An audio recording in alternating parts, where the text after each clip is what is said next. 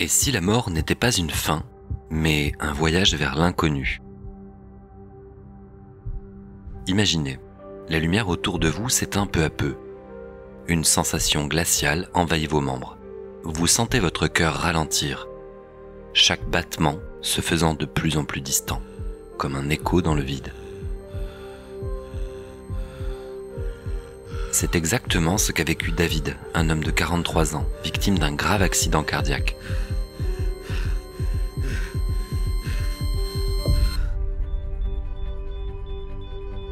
Il raconte avoir d'abord ressenti une étrange lourdeur dans sa poitrine, suivie d'un basculement total. « Je tombais, dit-il, mais ce n'était pas une chute. C'était comme si je m'enfonçais dans une mer noire, sans fond, entouré d'un silence oppressant. » Il se souvient d'une peur viscérale, presque animale, mais aussi d'un curieux sentiment de détachement. C'est comme si j'observais ma propre panique de loin. Et puis, quelque chose a changé. Au moment où il pensait disparaître complètement, une lumière faible d'abord est apparue. C'était comme une ouverture au loin, mais je ne pouvais pas bouger. Je ne pouvais qu'attendre que quelque chose se passe. Je ne sais pas combien de temps cela a duré, mais c'était interminable. Puis, soudain, tout s'est accéléré. C'est comme si j'avais été arraché à cette mer noire. Mon corps, que je n'avais pas senti pendant ce qui m'avait semblé être une éternité, m'a soudain envahi de toutes ces sensations d'un coup. Chaque fibre hurlait, chaque souffle semblait brûler. Je ne comprenais pas ce qui se passait. David décrit ce retour comme une collision brutale avec la réalité. C'est comme si j'avais été jeté dans une machine, incapable de comprendre où j'étais. Mais c'était là, j'étais là. Et tout ce que je savais, c'est que je ne pourrais jamais oublier tout ce qui venait de se passer.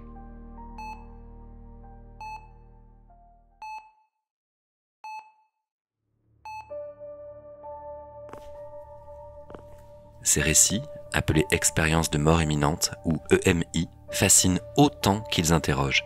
Mais que se passe-t-il réellement au moment où tout semble s'arrêter? Illusion du cerveau mourant ou véritable regard vers un au-delà? Ce que dit la science. Et si la réponse se trouvait dans le fonctionnement de notre cerveau? Lors d'un arrêt cardiaque, le cerveau entre en crise. Privé d'oxygène, il déclenche un mécanisme d'urgence. Un cocktail de neurotransmetteurs comme la dopamine et la sérotonine est libéré. Ces molécules, associées au plaisir et à la relaxation, pourraient expliquer les sensations de paix et de lumière rapportées par de nombreux témoins. Et ce fameux tunnel alors?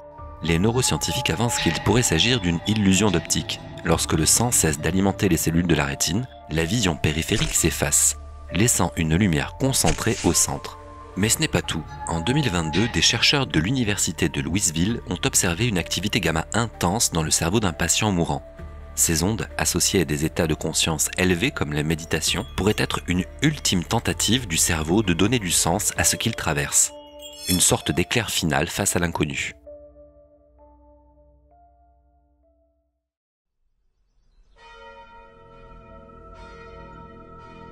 Influence culturelle. Les EMI ne sont pas seulement des expériences personnelles. Elles sont aussi façonnées par notre culture.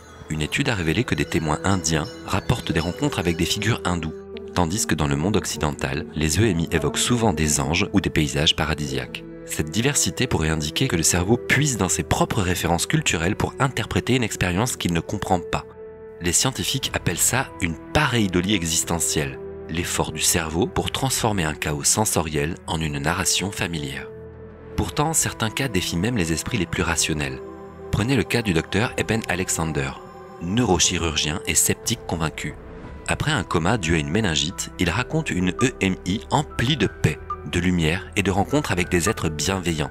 Pourtant, son cerveau était cliniquement inactif à ce moment-là.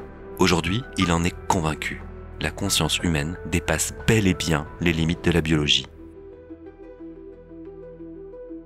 Quand la science ne suffit plus. Mais certaines expériences dépassent les explications scientifiques rationnelles. En 1991, Pam Reynolds, une Américaine, subit une opération extrêmement risquée pour retirer un anévrisme cérébral. Pour limiter les risques, les chirurgiens arrêtent son cœur, privent son cerveau de sang et abaissent sa température corporelle. Pam est donc cliniquement morte. Et pourtant, À son réveil, elle décrit avec une précision troublante ce qui s'est passé pendant l'opération. Elle affirme avoir vu des chirurgiens travailler, décrit leurs instruments et même leurs conversations. Un détail en particulier intrigue. Elle mentionne un instrument chirurgical ressemblant à une brosse à dents électrique, qu'elle n'avait pourtant jamais vu auparavant. Elle raconte aussi les difficultés rencontrées par les médecins pour atteindre son artère fémorale. Tous ces éléments ont été confirmés par l'équipe médicale. Mais comment expliquer cela alors ? Certains avancent que ces souvenirs auraient pu avoir été reconstruits après coup mentalement. Mais la précision de ces descriptions rend cette hypothèse difficile à défendre. Était-ce une sorte de projection mentale ou une véritable sortie de son corps ?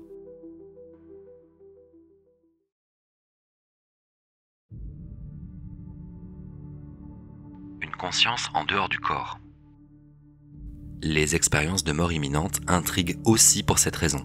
Cette étrange sensation de quitter son corps, de flotter au-dessus de soi et parfois même d'observer ce qui se passe en contrebas. Ces phénomènes, appelés expériences extracorporelles, sont souvent rapportés dans le cadre des EMI. Mais la science a peut-être une explication là encore.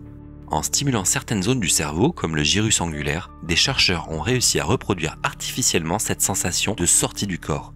Ce phénomène, bien qu'étonnant, semble donc être lié à une altération de la perception de soi dans l'espace, provoquée par le cerveau lui-même. Certaines recherches suggèrent également que ces expériences pourraient être similaires à celles vécues lors des rêves lucides ou d'états méditatifs profonds. Ces états altérés de conscience partagent en effet des similitudes troublantes avec les EMI. Un sentiment de dissociation, des visions intenses et une sensation de paix. Ces découvertes ouvrent une nouvelle question fascinante.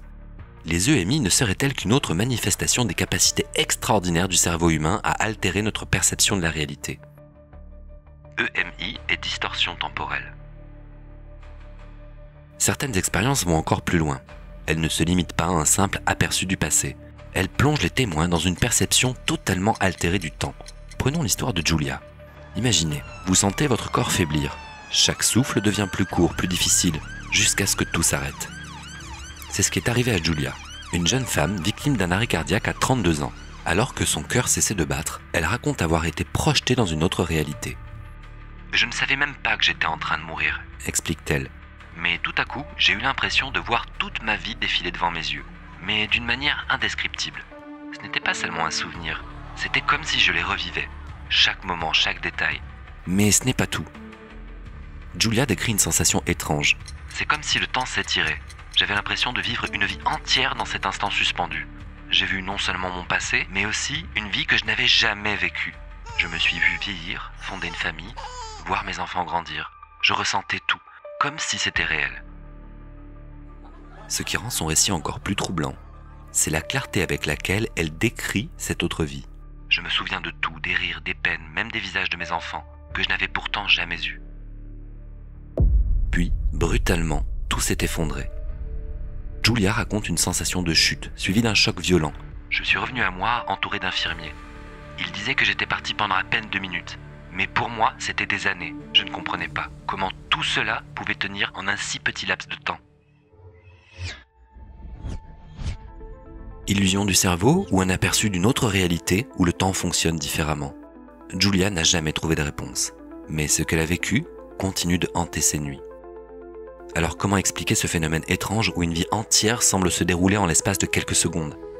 La réponse pourrait se trouver dans le fonctionnement de notre cerveau, encore une fois.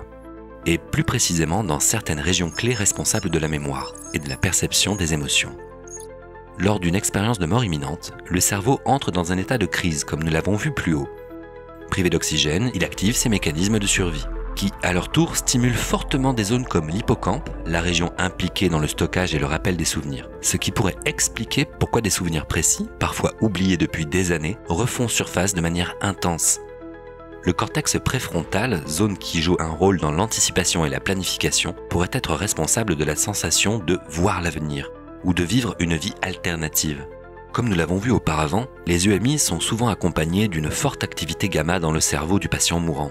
Ces ondes, associées à des états de conscience élevés, indiquent que dans cet état, le cerveau semble comprimer une énorme quantité d'informations en un laps de temps très court, créant l'illusion d'un étirement du temps. Enfin, il y a une autre explication fascinante. Lorsque le cerveau est sous stress extrême, Il entre dans ce que les scientifiques appellent un mode de sursaturation sensorielle. Cela signifie qu'il traite plus d'informations qu'il n'en a l'habitude, donnant l'impression que le temps ralentit ou s'étire. C'est un peu comme un rêve. Ce qui semble durer des heures ne prend en réalité que quelques secondes. Ces mécanismes expliqueraient-ils toutes les distorsions temporelles ressenties lors des EMI? Peut-être. Mais ils soulèvent aussi une question fascinante. Notre perception du temps est-elle simplement une construction de notre esprit, ou y a-t-il quelque chose de plus grand qui nous échappe?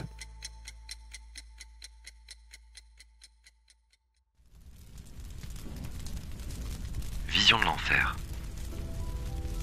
Mais toutes les EMI ne sont pas empreintes de lumière et de sérénité. Certaines plongent les témoins dans une véritable terreur. Prenons le témoignage d'Howard Storm, professeur d'université. Après une perforation intestinale en 1985, il raconte avoir été aspiré dans un gouffre d'obscurité infinie, entouré de formes humanoïdes vaporeuses. Ces êtres l'insultaient, le rabaissaient, et l'ont même attaqué physiquement. Paralysé par la douleur et la peur, Howard se croyait destiné à passer l'éternité dans ce qu'il considérait alors comme l'enfer. Un autre témoignage, celui de Nancy, offre une vision tout aussi troublante. Après un accident de la route, Nancy se souvient d'une chute interminable dans une spirale de ténèbres. Elle était hantée par une voix intérieure qui lui répétait sans relâche « Tu n'aurais pas dû cacher ta vie ». Ces récits semblent refléter des croyances profondes ancrées dans les esprits des témoins. Dans de nombreuses traditions religieuses, le passage vers l'au-delà est conditionné par un jugement, un bilan de la vie menée. Mais dans le cas de Nancy, son propre esprit semblait jouer le rôle de juge et de bourreau.